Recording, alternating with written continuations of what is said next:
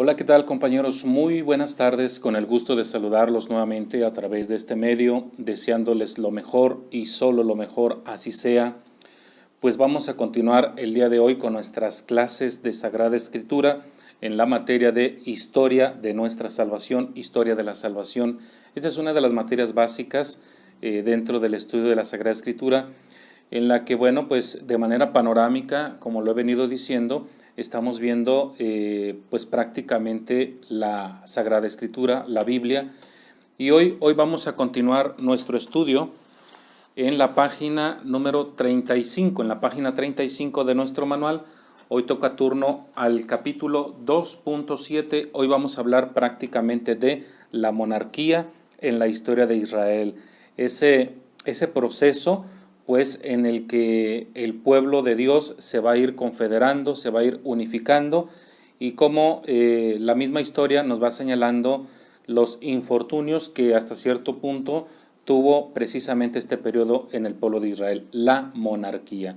Así que por favor, bueno, pues ve prestando atención y ubícate en la página número 35 de nuestro manual. Vamos a comenzar, no sin antes hacer nuestra oración. Vamos a encomendarnos al Señor. Tenemos mucho que agradecerle al Señor por todos los dones, por todos los beneficios que nos ha dado a lo largo, no nada más de este día, sino a lo largo de toda nuestra existencia.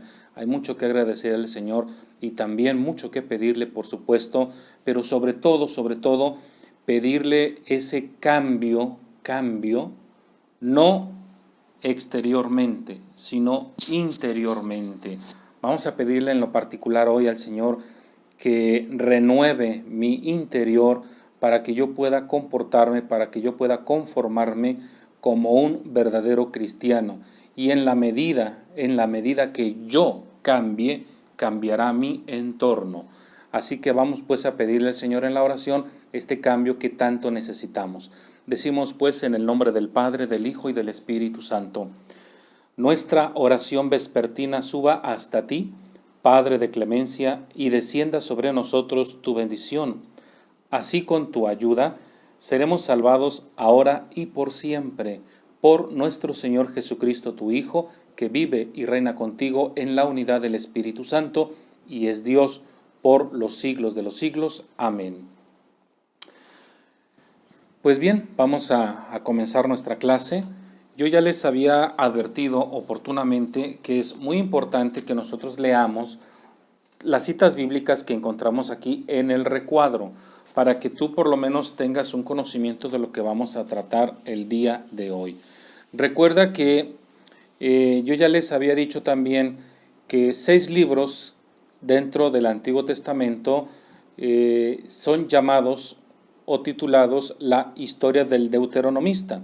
¿Cuáles son estos libros? Bueno, pues tenemos el libro de Josué, tenemos el libro de los jueces, que prácticamente ya estamos concluyendo.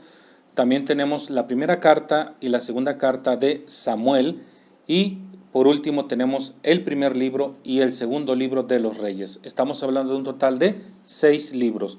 A estos 6 libros se le conoce como la historia del deuteronomista.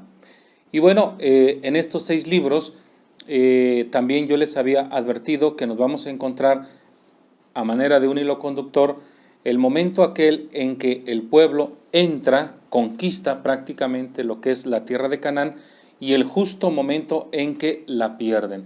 De esto nos van a hablar los llamados libros de los reyes, el primero y el segundo libro de los reyes. Por eso es muy importante que simultáneamente a este estudio nosotros vayamos ahí poco a poco también leyendo estos libros para estar en sintonía con lo que estamos estudiando. Bien, a manera de introducción voy a retomar este libro que ya se los había presentado yo. La historia se llama El mensaje bíblico en nuestro tiempo, el pueblo de Israel. Es un libro de Alfred, es un francés, teólogo francés, que ya es un libro naturalmente pues ya una edición muy antigua, pero que a mí me parece muy oportuno irlo de alguna manera considerando en el estudio que estoy haciendo de, repito, Historia de la Salvación. Y aquí en la página número 116, en la página 116 de este libro, A manera de introducción, repito, dice, la época de los jueces se caracteriza, o sea, yo quiero contextualizar un poquito lo que venimos viendo. La semana pasada concluimos precisamente con el libro de los jueces, pero entre el libro de los jueces y el libro de los reyes se da una transición, se da un cambio, y es importante conocer en qué contexto histórico se dio este cambio para poderlo entender, para poderlo asimilar, para poder entender la monarquía, el porqué de un rey.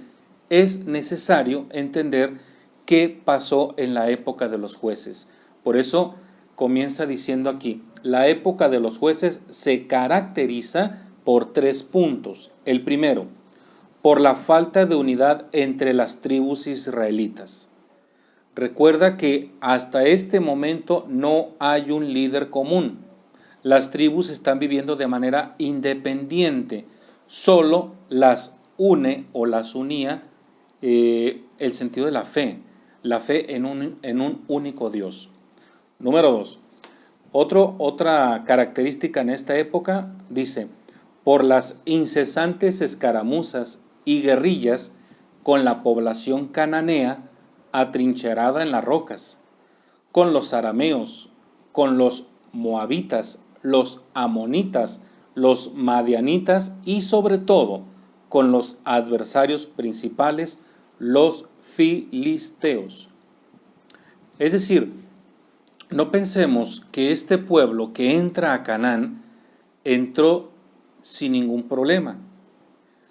Evidentemente tuvo que afrontar algunos encuentros bélicos con las tribus cananeas ya instaladas, porque yo les he dicho que este pueblo a la tierra que entró no era una tierra inhóspita, no era una tierra virgen, era un territorio ya habitado. Por eso estamos hablando de madianitas, amonitas, moabitas. Así que efectivamente este recién llegado pueblo tuvo que lidiar contra estos, de alguna manera, adversarios, podríamos decir. No en todos los casos, quiero ser muy claro aquí, no en todos los casos, pero sí hubo más de algún enfrentamiento por ahí contra estas poblaciones locales. Pero sus principales enemigos fueron los filisteos. Es un periodo un tanto difícil, puesto que los dos reinos de aquella época en el Medio Oriente eran los hititas y eran los egipcios. Y entonces, en esta paz aproximadamente entre estos dos reinos, la pregunta es, ¿qué pasa con Palestina? Entonces, Palestina parece que está viviendo un vacío político. Y ese vacío político que existe en Palestina en aquel entonces se presta para este tipo de guerrillas internas entre estos grupos locales. Ese es el periodo, pues, en el que se caracteriza la época de los jueces. Tercer punto, dice, por la extensión de las fortalezas israelitas y por la definitiva toma de posesión de Canaán. Entonces, son 3 situaciones concretas que se presentan en este periodo. Por lo tanto, hace urgente un líder común, alguien que pueda dar unidad, alguien que pueda dar cohesión a ese pueblo y a las demás tribus que se encuentran por ahí ya instaladas. Dice más adelante en la página 116, mas las incesantes luchas de la época de los jueces suscitaron el deseo de la unidad y sobre todo de un hombre fuerte, de un rey que pudiera dominar sobre todo Israel. Estas pues son las condiciones en las que nos encontramos históricamente hablando en el periodo de los jueces. La situación no es para menos, evidentemente se requiere, es urgente un líder que pueda dar unidad, que pueda dar cohesión. Recuerda pues que el último de los jueces que nosotros estudiamos precisamente fue Samuel. Nada más que Samuel, hasta cierto punto, diríamos nosotros, un tanto dictatorial, la postura de este juez no da cabida a ese cambio, pero bueno, él lo está viendo desde una perspectiva religiosa. Y el pueblo necesita sobre todo un líder político, alguien que pueda hacerle frente a las diversas amenazas externas que se le están presentando. Este es el contexto histórico, pues, de la época que estamos estudiando. Por eso, en nuestro manual, ahora sí vamos a nuestro manual, vamos a la página número 35, dice capítulo 2.7, la monarquía, que abarca del 1035 a 586 a.C. aproximadamente. Institución de la monarquía, dice el subtítulo. Y nos advierte: lamentablemente, los hijos de Samuel resultaron injustos y no supieron ayudar a su padre. Fue entonces cuando le pidieron a Samuel un rey. Comenzaron así otra etapa para el pueblo. Desde un punto de vista religioso, bueno, pues entonces este pueblo ya no confía en estos jueces, porque ya lo vimos la semana pasada que estos jueces, hijos de Samuel, resultaron corruptos. Y entonces el pueblo ya no está conforme a este régimen. Se requiere de un cambio. Por eso, tomado de la Biblia, en la primera de Samuel, capítulo 8, versículos del 4 al 5, dice: se reunieron pues todos los ancianos de Israel y se fueron donde vivía Samuel, allá en Ramá. Y le dijeron: mira, tú te has hecho viejo y tus hijos no siguen tu camino. Pues bien, ponnos un rey para que nos juzgue, como todas las naciones. Al ser tomado de la Biblia, para nosotros es palabra de Dios. Dice el comentario que hace aquí el autor del manual: Samuel se disgustó porque tal petición insinuaba un alejamiento de los caminos de Dios y un acercamiento a los criterios humanos. Entonces, aquí estamos en un cambio de valores. Diríamos pues, de un valor teocrático pasamos a un valor democrático. Es decir, de estar creyendo en Dios, porque de ahí, digamos, la dictadura de Samuel, porque Samuel era un hombre que de alguna manera remitía al pueblo a Dios. Pero el hecho de que este mismo pueblo le esté pidiendo a Samuel un líder político, entonces está vislumbrando un cambio. Por eso decimos, de un valor teocrático a un valor democrático. Y esto, en primera instancia, a Samuel le disgusta, le enfada. Es más, la idea de tener un rey humano le incomoda, porque puede caber el riesgo de que el pueblo se olvide de Dios. Y para que esto se entienda, me voy a apoyar en este otro libro del padre Antonio Salas, en un comentario que hace, que me parece a mí muy oportuno con relación a lo que yo estoy diciendo. Dice en la página 133 del capítulo La monarquía, consorcio entre política y religión. Es el capítulo 8 de este libro que estoy leyendo. Fíjate lo que dice el comentario del padre aquí. Dice: la historia atestigua que todo pueblo se aferra a la divinidad mientras gime en la indigencia. Repito, la historia atestigua que todo pueblo se aferra a la divinidad mientras vive, para que se entienda, en la indigencia. En cambio, la opulencia siempre acaba desplazando los valores religiosos. A ver si nos estamos entendiendo. Pero mientras nosotros vivimos al día, por así decirlo, vamos a pensar que yo tengo un salario mínimo. Mientras que yo tengo este salario, yo prácticamente vivo al día. Y entonces vivo con el Jesús en la boca. Y entonces mis valores religiosos siguen vigentes, porque dependo de Dios y me aferro a Dios y le pido a Dios. Pero de tener un salario mínimo, imagínate a tener un ingreso estratosféricamente jugoso, pues corro el riesgo de ya no tener el Jesús en la boca. ¿Por qué? Porque ya vivo en la opulencia. Y la opulencia, dice aquí, desplaza los valores religiosos. ¿Por qué? Porque vaya problema que tenemos el día de hoy, que hay una confianza exageradamente en el materialismo, cuanto más que en lo espiritual. Hay quienes ahorita, por ejemplo, bueno, estamos en momentos de pandemia, pero vamos imaginando que no tenemos la pandemia. Hay quienes si ahorita deciden que de ir a París, a Europa, basta con que hagan una llamada y en 10 horas ya están por allá, disfrutando de la vida. Basta con que tu televisor ya no te convenza para que digas quiero uno más grande y haces una llamada y a la mañana siguiente ya lo tienes. Eso te da el poder adquisitivo.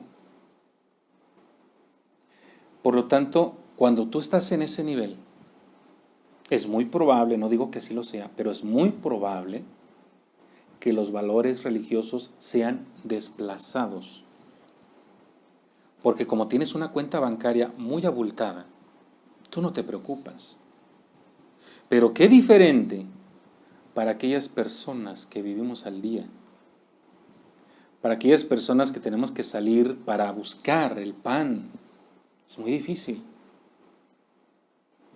Por eso lo que dice el Padre es muy cierto. Dice, la historia atestigua que todo el pueblo se aferra a la divinidad mientras vive en la indigencia. En cambio, la opulencia siempre acaba desplazando los valores religiosos. Algo así sucedió en aquel pueblo en marcha. Llevaba siglos suspirando por la libertad, pero al conseguirla, la supo aprovechar. Así pues, nosotros nos encontramos con lo que dice nuestro manual. Dice en la página 35, en el comentario. Dice, Samuel se disgustó porque tal petición insinuaba un alejamiento de los caminos de Dios y un acercamiento a los criterios humanos. Por eso estoy hablando de un cambio de valores, de un valor teocrático a un valor democrático. Y esto en un primer momento a Samuel le brinca, a Samuel no le agrada. ¿Por qué? Porque Samuel advierte que el pueblo se está mundanizando, el pueblo se está de alguna manera queriendo equiparar a los demás pueblos. Y Samuel entiende que este pueblo se debe a Dios y que tiene que someterse a la voluntad de Dios. Por eso es muy importante ver lo que dice más adelante aquí en nuestro manual. Dice, el pueblo en contacto con los demás pueblos se estaba mundanizando. De hecho, Dios le dice a Samuel que no se enfade, que no se enoje, pues no es tanto que lo desprecien a él como juez, sino es a Dios quien suscitaba los jueces. Y esta es una realidad hasta el día de hoy. En aquella época, cuando veían a un juez malo, por así decirlo, en este caso los hijos de Samuel, que son corruptos, el pueblo cree que no son estas personas las malas, sino que es Dios el que no está sabiendo escoger a los jueces. Como que si Dios tuviese la culpa. Y el día de hoy nos pasa lo mismo. Porque nosotros somos muy dados a decir, Dios mío, ¿por qué me castigas? Dios mío, ¿por qué me mandaste a esta esposa? Dios mío, ¿por qué me mandaste a este hombre? Como que si Dios hubiera tenido la culpa. cuando la culpa es nuestra, por no saber discernir, por no saber seleccionar, o, si tú quieres, por no saber madurar. ¿Por qué entonces siempre buscamos echarle la culpa a Dios? Esto no es posible. Reconoce hasta qué punto nosotros somos culpables del estado en el que nos estamos encontrando ahorita. ¿Hasta qué punto? Porque prácticamente eso es ser injustos. ¿Cómo yo voy a decirle a Dios, a ver Dios, ¿por qué mandaste a estos líderes políticos? Quiero imagínate a Dios diciendo, o sea, ¿yo los puse ahí acaso?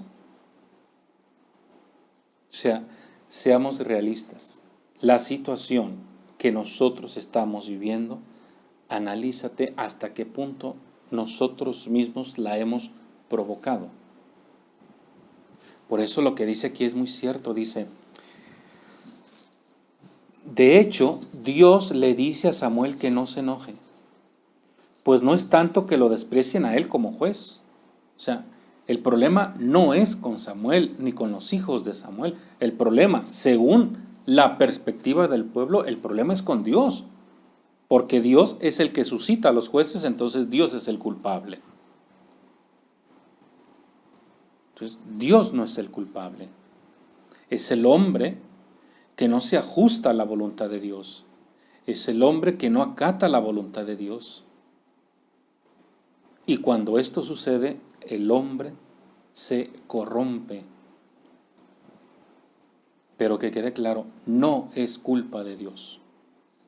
Dice más adelante, a pesar de todo, Dios es condescendiente con nuestros caprichos, porque sabe, a fin de cuentas, sacar provecho de nuestras terquedades.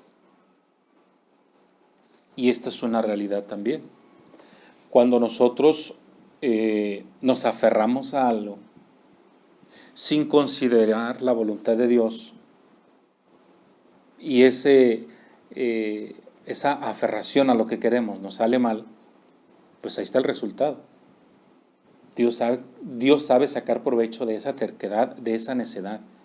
El pueblo quiere un rey, entonces Dios le dice a Samuel, dales un rey. Recuerda que Dios es sabio. Dios es el dueño de la historia.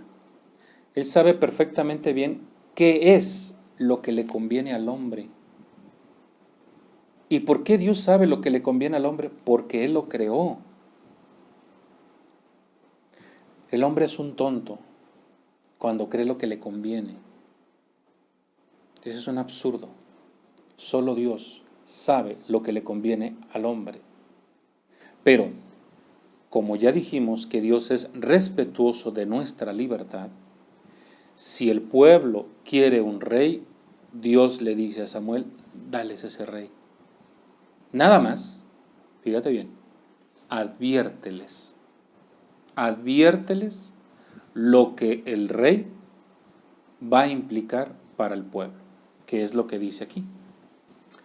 Dice, Samuel, siguiendo las indicaciones de Dios, les advierte de las desventajas de tener un rey. Las desventajas, hay que subrayar, las desventajas.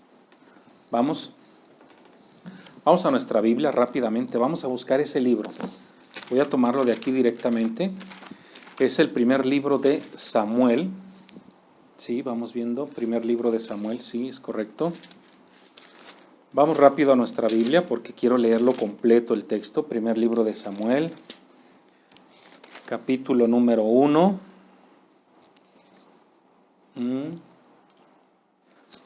Primer libro de Samuel, capítulo número 8. Capítulo 8. Versículo 10. Primer libro de Samuel, capítulo 8, versículo 10 y siguientes. Vamos a leerlo. Fíjate lo que dice aquí. Samuel transmitió lo que le había dicho el Señor al pueblo, que le pedía un rey, y les dijo: así gobernará el rey que va a regirlos. 2 puntos. Tomará a los hijos de ustedes y los pondrá al servicio de los carros de guerra y de caballos que le pertenecen, haciéndolos correr ante su carroza. Los empleará como jefes y capataces.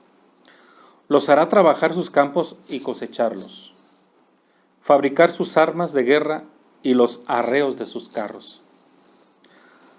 A las hijas de ustedes las tomará para perfumeras, cocineras y panaderas, y quién sabe para qué otras cosas. Les quitará también sus mejores campos, viñas y olivares, para dárselos a sus servidores.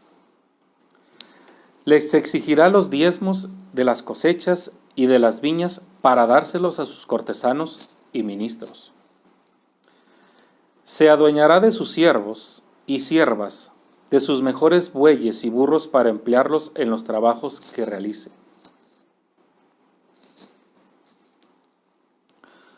Les exigirá el diezmo de sus rebaños y ustedes mismos serán sus esclavos. Entonces gritarán contra el rey que ustedes mismos han elegido, pero el Señor no les responderá. O sea, fíjate bien, prácticamente lo que está diciendo el profeta de Dios al pueblo necio y terco. Si tú pides un rey, el rey va a expropiarte tus tierras. Y esa es una experiencia del presente, ¿eh? ¿Cuánta gente no ha sido despojada? Despojada en aras, supuestamente, del cambio, ¿no? En aras del progreso. ¿Cuántos indígenas han sido despojados? El profeta les está advirtiendo, mira, si tú pides un rey, todo esto te va a quitar. En pocas palabras les está diciendo el profeta de Dios, vas a ser esclavo, vas a dejar de ser libre. Oye, tanto trabajo que te costó ser libre, gracias a Dios. ¿Y tú quieres volverte a poner ese yugo? Díganme si eso no es un absurdo. Ok, con toda esta letanía de advertencia, fíjate lo que dice el pueblo, ¿eh? El pueblo no quiso escuchar a Samuel e insistió. No nos importa lo que tú digas, no nos importa lo que tú nos adviertas. Queremos tener un rey. Y bueno, pues ustedes saben que los dichos de nuestros ancianos, de nuestros abuelos, de nuestros papás, son sabios. Y decía mi abuela, a lo mejor va a parecer muy duro este dicho, pero decía, el que por su gusto es tonto, podríamos decirlo. La respuesta es todavía más dura, ¿no? Pero es para que se entienda, o sea, el profeta no está mal, o sea, el profeta considera que este cambio hasta cierto punto no va a ser benéfico y no lo va a ser. ¿Por qué digo que no va a ser benéfico? Porque la historia lo atestigua. El mismo pueblo de Israel se va a dar cuenta que la monarquía no era la solución. Es más, el comentario que hace este padre aquí, ahora me voy a la página número 134. Fíjate bien lo que dice aquí. Dice, la felicidad colectiva no es fruto de estructuras humanas. Repito, la felicidad colectiva no es fruto de estructuras humanas. Solo puede fluir de esa singular fuente amorosa cuyo nombre es Dios. Espero que se entienda. La felicidad colectiva no es fruto de estructuras humanas, solo puede fluir de esa singular fuente amorosa, cuyo nombre es Dios. Tú le estás pidiendo a Dios un rey. Le está diciendo al pueblo, a Samuel. Samuel les advierte de lo problemático que será en este caso tener un rey. Y sin embargo, el pueblo dice, no nos importa. Hay quienes dicen, el día de hoy, ¿verdad? Yo me he topado con ese tipo de personas que dicen, bueno, es que tengo derecho a echar a perder mi vida. Dios, cuando escuchas eso dices, no, de plano, estas personas sí que están mal, ¿no? Si ya lo hemos venido diciendo una y otra vez, tomar experiencia en cabeza ajena. ¿Quién nos dice que este cambio va a ser diferente? La misma historia nos muestra cómo los cambios que se han dado en algunas naciones no han sido la mejor opción. Pongamos el caso de un país, Cuba, con el castrismo, por ejemplo, que se creía que traía el cambio, el verdadero cambio a ese país. Supuestamente, ¿qué fue lo que pasó? Todo lo contrario, salieron de una dictadura para entrar a otra dictadura. Aquí, como lo dijo el cardenal Juan Sandoval Íñiguez, cambian de diablo, pero siguen en el mismo infierno. Así pues que nosotros tenemos que encontrar que sobre todo, el verdadero cambio no está en las estructuras, lo hemos dicho una y otra vez. El verdadero cambio, el auténtico cambio parte de nosotros. Por eso la oración que recitamos al principio fue, hay muchas cosas que pedirle al Señor, es muy cierto, pero vámosle pidiendo lo que yo considero que es todavía de más importancia. Que me quite este corazón de piedra y me ponga un corazón de carne, que sea más sensible, que sea más humano, que sea más cristiano. Porque en la medida que yo cambie, mi entorno empieza a cambiar. No nos confiemos pues de esos regímenes, no nos confiemos de ellos, porque ya lo hemos visto que no se ha dado ese cambio que tanto se anhela. De la página 35, voy a terminar, dice, les advierte de las desventajas de tener un rey y aún así el pueblo responde, no, tendremos un rey y nosotros seremos también como los demás pueblos. Nuestro rey nos juzgará, irá al frente de nosotros y combatirá nuestros combates. Es decir, fíjate el contraste. Cuando el pueblo cruza el río Jordán, capitaneados naturalmente por Josué, ¿quién va al frente? Ya lo estudiamos. Va el arca de la alianza, que representa la presencia de Dios. Él va al inicio. Él es el que va guiando. Por eso dice el salmista, el Salmo 119, tu palabra es lámpara que ilumina mi sendero. Y aquí es al revés. Ahora, ya no es Dios el que irá al frente, ahora será el rey. Por eso, más adelante, un gran profeta, el profeta Jeremías, si no me equivoco es en el capítulo 17, Jeremías, en el capítulo 17, versículo 19, si no me equivoco, dirá Jeremías, maldito el hombre que confía en otro hombre y aparta sus ojos de Dios. Esto es muy duro, pero esa es una realidad. Una realidad. ¿Tú le crees al rey? ¿Tú le crees al gobernante? Pues este rey y este gobernante nos van a llevar a la ruina. Y nos han llevado a la ruina. Fíjate lo que dice aquí más adelante. En la página 36. Me estoy adelantando un poquitín. Página 36. Segundo párrafo de arriba hacia abajo dice, a pesar que la experiencia de la monarquía no fue la solución que el pueblo esperaba, la imagen del rey servirá para anunciar al Mesías como un rey que restaurará y consolidará el reino de David en la equidad y la justicia. O sea, en una síntesis, ¿qué pasó con la monarquía? El pueblo decía que iba a ser la solución y no fue la solución.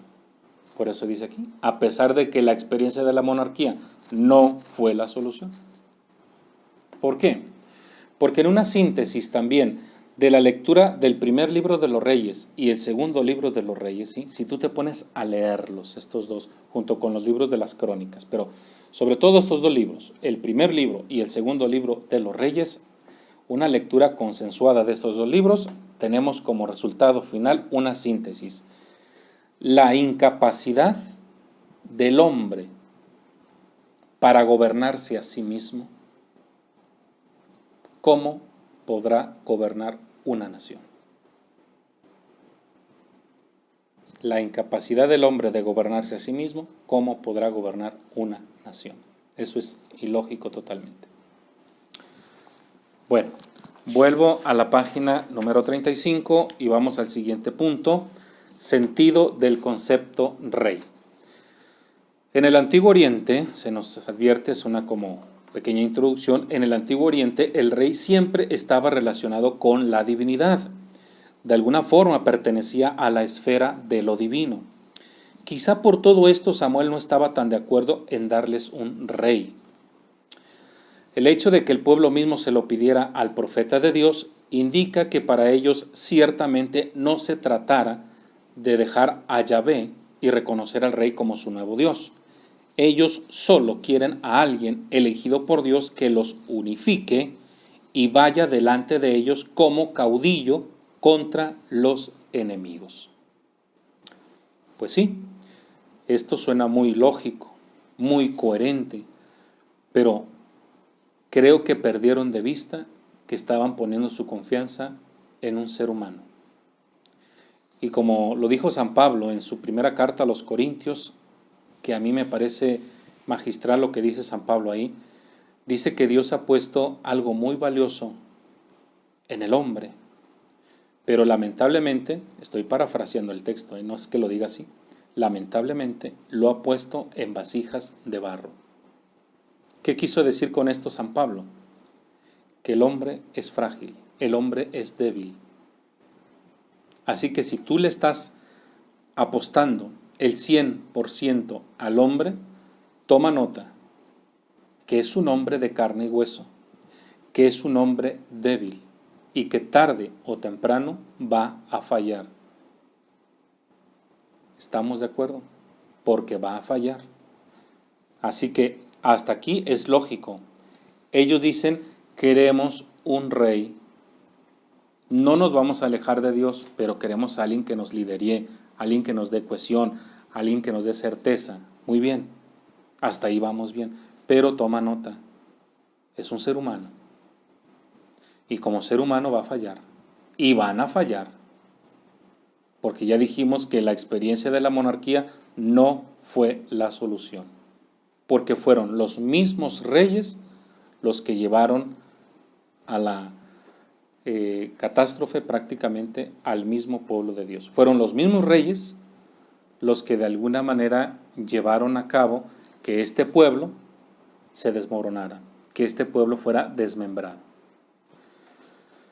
Por último dice, no se trata de algo religioso, sino netamente político. Están conscientes que Dios sigue siendo el rey del pueblo y que el rey humano será solo un instrumento de Dios. Dios juzgará a través de él, por lo tanto, el rey deberá someterse a la ley y hacer que se cumpla. Será el principal responsable de la ley y del culto. Cuando el rey sea fiel a la alianza, Dios estará con él.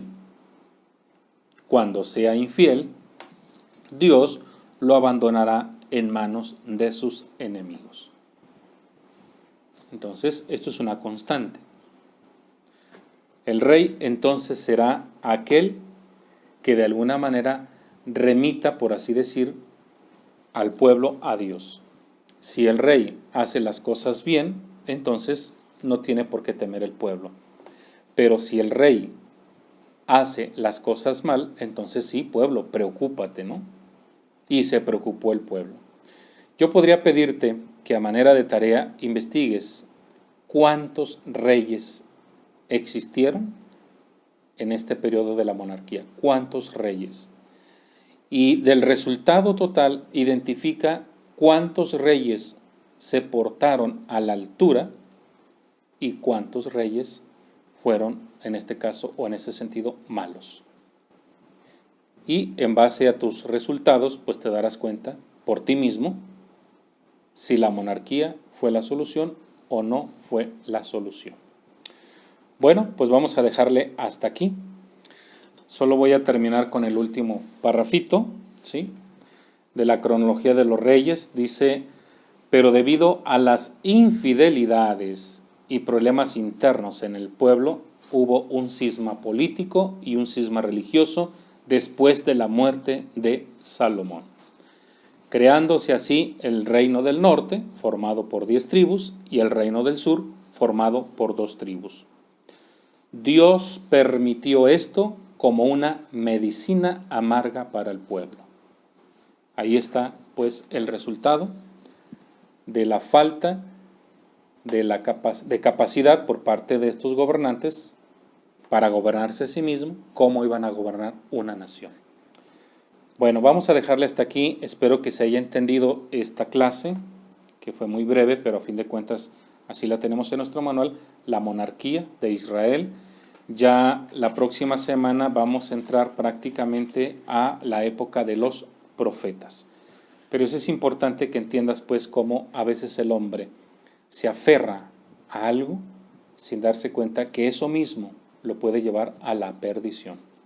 Muchísimas gracias por tu atención. La próxima semana continuamos ahora con la clase de los profetas. Hasta la próxima.